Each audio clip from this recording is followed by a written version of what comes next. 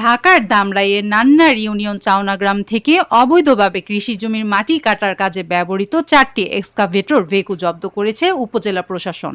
ঢাকা থেকে কাজী সাব্বিরের প্রতিবেদনে দেখুন বিস্তারিত। আপনি কি প্রবাসে গিয়ে স্বাবলম্বী হতে চান? পূর্বে বুকিংকৃত বিমানের টিকিট পরিবর্তন করতে চান, অথবা ট্যুরিস্ট ভিসার মাধ্যমে এই সুন্দর পৃথিবী ঘুরে দেখার স্বপ্ন দেখছেন? আপনার স্বপ্নকে বাস্তবায়ন করতে A to Z travels and tours আছে আপনার সাথে। সোমবার দুপুরে উপজেলা প্রশাসনের ভ্রাম্যমাণ আদালত এ সকল ভেকু জব্দ করেন।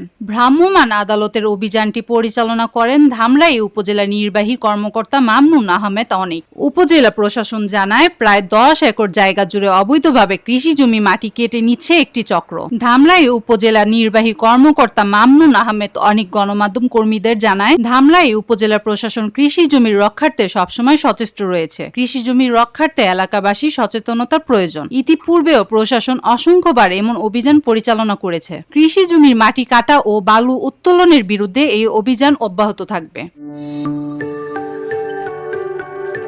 26 টেলিভিশন, মাতৃভূমির বন্ধনে।